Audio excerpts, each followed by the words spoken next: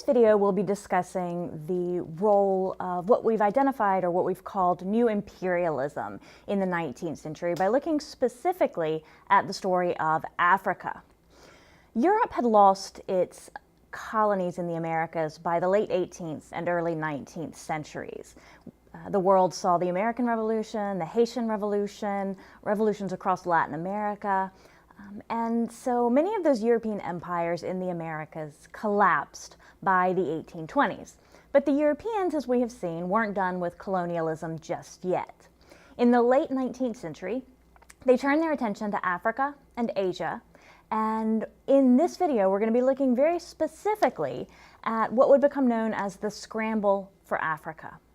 The scramble for Africa is the term given by historians to a period between roughly 1880 and 1914, when European powers more or less divided up Africa amongst themselves, creating colonies that served to provide resources and markets to a newly industrialized Europe. Africa goes from looking like this in 1880 to looking like this by 1914. Now, European encounters in Africa were really nothing new. Europe and Africa had been connected across the Mediterranean for millennia. They had been connected along the Atlantic coast of West Africa for centuries. And by the late 15th and early 16th century, Europe had come into contact with the Indian coast of East Africa after the Portuguese managed to circumnavigate the Cape of Good Hope at the southern tip of Africa. So Europe and Africa had come into contact with each other on a relatively regular basis for quite a while. But the tropical interior of Africa had largely been closed to Europeans. And there are a few reasons for that. Primarily, it kind of comes down to this idea that the script that Europeans followed in the Americas, whereby, the Europeans entered into the Americas and they had every conceivable advantage. They had superior weaponry, they had immunity to diseases that would wreak havoc on Native American populations. Well, that allowed the Europeans to dominate Native Americans as they came into what they called the New World. But that script was flipped when it came to Africa in the same time period, because Africans weren't susceptible to smallpox in the way that Native Americans were. Africans had had the same sort of exposure to the smallpox virus that Europeans had. Smallpox originated in Eastern Africa. And so over millennia, over several generations, many African tribes developed immunity to these diseases like smallpox or influenza. And so they were kind of on an equal footing with Europe in that respect. But Africa had its own diseases, what historians of medicine tend to refer to as tropical diseases like malaria or yellow fever or nagana, which could wreak havoc on the Europeans. The Europeans, in this case, had no immunity to these tropical diseases. So the interior of Africa, the sort of tropical interior region, the central part of Africa, was protected by these tropical diseases, protected from Europeans by these tropical diseases. Europeans also didn't have the same advantage in terms of weaponry that they had when they encountered the Americas. Africans and Europeans had been trading for millennia, and so since most of the fighting was done by sword in the early modern period, the Europeans had developed the gun, but it wasn't particularly accurate yet, and it wasn't necessarily, or it was even less accurate when you couldn't ride horses, and horses were devastated by nagana, that disease that we mentioned earlier in Africa. Most of the fighting was done by sword, and Africans had swords. They were accurate. They were deadly with swords. And so the Europeans and the Africans in this early modern period, in sort of the first wave of European expansion, were on equal footing. And so the Europeans remained primarily on the coast, acting within trading networks. That all changed as we move into the last half of the 19th century. So what changed it? Well, in a word, industrialization. The Industrial Revolution contributed to what we might call, excuse me, what we might call new imperialism in a couple of ways. Number one, it created a new motive. Europeans needed new sources to get their natural resources, and they wanted new markets for their industrial goods. So there is this new economic motive to colonize Africa that comes out of the Industrial Revolution. The second contribution of industrialization to this new imperialism in Africa was methodology. The advances in industrialization allowed Europe to conquer Africa in the late 19th century in ways that hadn't been possible earlier. Specifically, there were three developments that are associated with industrialization, the late 18th, early 19th centuries, that would open up the interior of Africa to European expansion. One was the steamship. The steamship allowed for the navigation of many of these Central African rivers.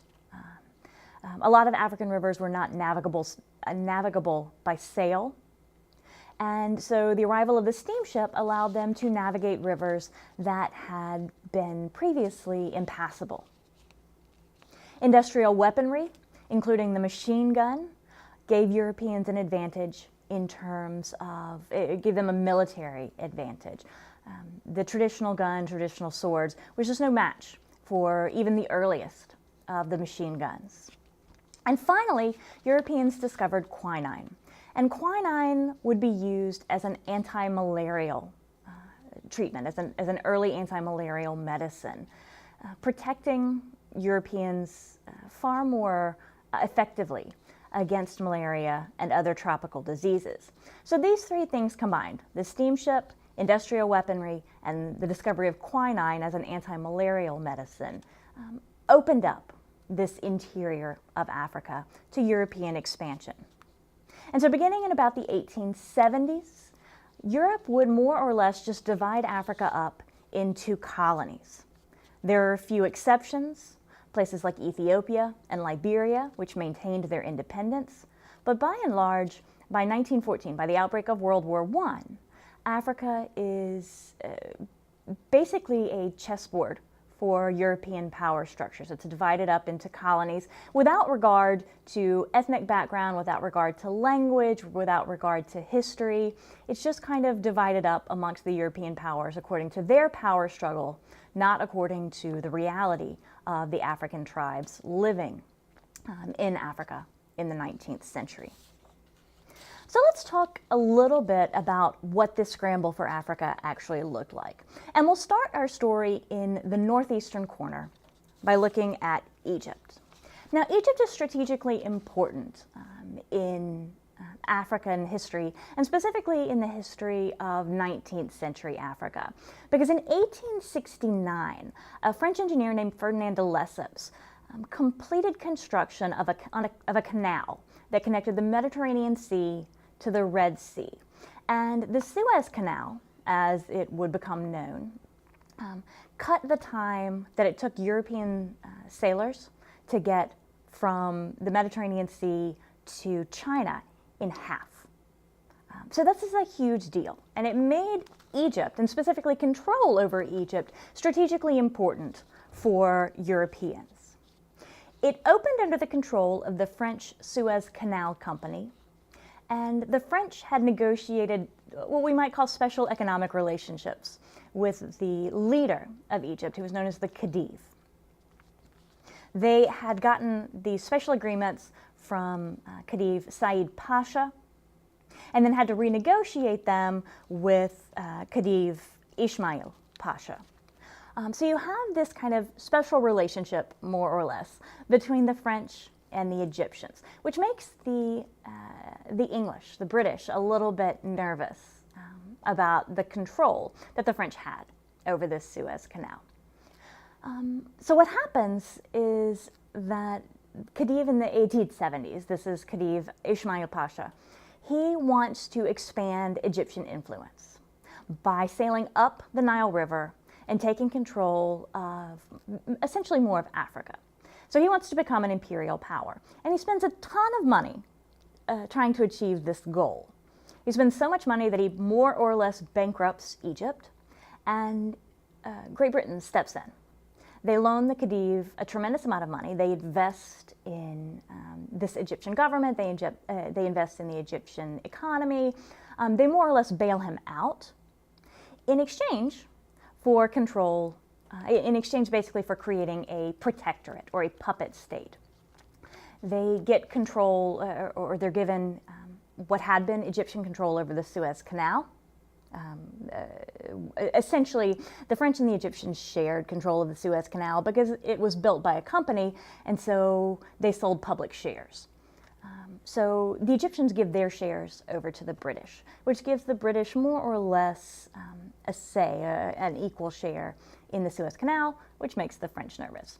So you have the French and the British competing for control of Egypt.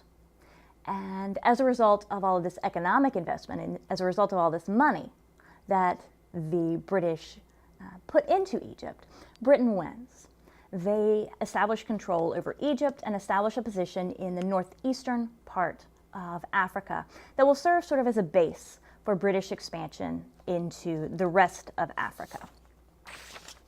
This, of course, upset the French, who had also loaned Egypt money, who'd invested very heavily in building the Suez Canal, and who did not want Britain to have complete control over the northeastern corner of Africa. So in 1880, a French explorer named Pierre Savorgnan de Brazza moved into the region around the Congo River. He established a protectorate over the right bank of the Congo, which would eventually form the basis of what became known as French Equatorial Africa. And this became a base for French expansion throughout Africa. So what's going to happen is that the British are going to extend their control southward, southeastward from Egypt. The French are going to extend their control north in a northwestern direction from French Equatorial Africa. And they're going to basically kind of divide up the northern part of Africa amongst themselves. Meanwhile, other European powers and the United States kind of want to get in on the action. So in 1884, the European powers hold what becomes known as the Berlin Conference. The Berlin Conference was a meeting primarily dominated by France, Germany, Great Britain, and Portugal to determine how best to divide up Africa within this colonial venture. The U.S. was supposed to participate, but ultimately did not, and you'll notice that in that list that there were no African nations or kingdoms represented at the Berlin Conference. So this is basically a situation where you have European powers just kind of talking about and deciding how they want to divide up an entire continent of people amongst themselves. In the end, as a result of the Berlin Conference, Africa more or less looks like this map. They basically divided up Africa with those few key exceptions that we mentioned earlier, places like Ethiopia and Liberia that maintained their independence. But much of the rest of Africa was colonized or open to colonization by European powers. The Berlin Conference set rules for conquest, like no nation was allowed to stake claims in Africa without notifying the other European powers of its intention. No power was allowed to stake a claim in Africa without already establishing effective control over that region. So you can't just go into Africa, claim a territory for yourself, and then establish control. It needed to go in the other direction. They also agreed that the region around the Congo River in the central part of Africa was to be a free trade area, a protectorate controlled by King Leopold of Belgium. It would become known as the Congo Free State. Trade, navigation, movement, communication was to be free in this region, and it would be overseen by King Leopold of Belgium. The reality of this free trade zone was that Belgium essentially got its own colony that wasn't even under the control of the Belgian government. There was very little oversight. It was more or less King Leopold's private domain, and the atrocities committed by or in King Leopold's name in this Congo region were staggering. So the Berlin Conference establishes these rules of engagement, more or less, for the division of Africa, trying to avoid these colonial wars over African territories. I think the idea was basically there's more than enough for everyone, so let's just come to a gentleman's agreement about how we're going to divide it up. Now, not all European powers played by the rules at all times, and so conflict did happen, as was the case in a territory known as Sudan. So Sudan was just south of Egypt, and it was kind of this borderland between where the British had their protectorate in Egypt and where the French had their protectorate in French Equatorial Africa, on sort of the northern part of the Congo River. And so both sides, both the British and the French, were interested in taking control of this region in Sudan. It would very quickly result in a standoff, sparked, interestingly enough, by an internal rebellion in Sudan. So if we look back a little bit at the early 19th century history of Sudan, we'll notice that it was controlled by Egypt. It had become more or less a puppet state of Egypt after it was conquered by Khedive Muhammad Ali Pasha in 1819. Sudan resented this incursion on behalf of the Ottoman Turks. They resented the high taxes, the religious suppression that it entailed. They resented the introduction of non-Muslim influence in the area. And in 1881, a nationalist revolt led by a man who called himself the Mahdi, which means guided one, resulted in more or less what was a civil war in Sudan. It was this uprising against Egyptian control of Sudan. The British sent money and troops and weapons to kind of prop up the Egyptian government. A relief expedition came from Britain in 1885, and as we move into sort of the last half of the 1880s, Britain is able to put down this rebellion and establish control over Sudan. In 1895, Britain declared that it had direct control over Sudan, and France more or less said, hey, wait a minute, Sudan should be open to trade with anyone, open to all colonial powers. In 1898, Britain and France had a pseudo-showdown known as the Fashoda affair. The British sent troops from Egypt to a trading post known as Fashoda in Sudan. And at Fashoda, they met with the French expeditionary troops. And it looked for a little while like war was going to erupt.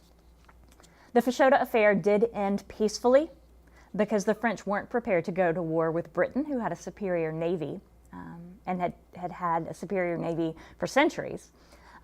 And so it kind of filtered out. But it gives you a good sense of the kind of tension that existed amongst the European powers over the question of Africa. Britain established effective control over Sudan, linking their colonies in Northeast Africa, their colony in Egypt, with their colonies in East Africa, and creating a zone of British influence in East Africa. The last thing that we need to talk about in our discussion of the scramble for Africa actually requires us to shift southward to South Africa, because the colonial history of the southern part of Africa is a little different than the colonial history of the northern part of Africa. In part because far more people of European ancestry settled, like physically picked up and moved as colonists into southern Africa than they did into the northern parts of Africa. In other parts of Africa, in the northern sections of Africa, imperialism was largely managed through native leaders You have a tremendous amount of European investment and oversight, but the day-to-day functionings of the colonies were handled by European leaders in exchange for some advantages that it bestowed upon them. So the situation is a little bit different in the southern part of Africa.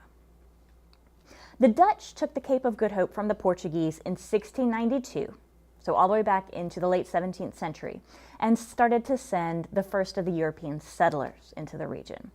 In 1795, the Cape of Good Hope was taken from the Dutch by the British, and they would start sending settlers into the region. By 1872, the Cape Colony, as it became known, was a self-governing part of the British Empire, and Great Britain began to exert more influence on the region. This made those Dutch settlers, called Boers, nervous. They resented British influence in the region, and they would begin to push northward to carve out their own free states. The most successful of these Boer free states were places like Transvaal or the Orange Free State. They would attempt to create something known as the Natal Republic by taking territory from the Zulu, a native tribe in the region. The British, however, intervened on behalf of the Zulu and defeated the Boers, so that the Boers had to abandon Natal. So the Boers kind of have this territory of Transvaal, which was also known as the South African Republic, and they have the Orange Free State. And there are tensions between the British and the Boers, but it's manageable until diamonds are discovered in the South African Republic. This leads to increased British influence in these Boer free states, and from 1880 to 1902, the region in the south of Africa is engaged in a series of wars known as the Boer Wars. They ultimately resulted in a British victory, and by 1910, the Boers joined the British Union of South Africa, which was an independent state, but part of the British Empire. Unlike in other parts of Africa, there were a number of white European settlers in South Africa, and so as they established a government in the 20th century, they were faced with a situation in which they were creating a white minority rule over a black majority population.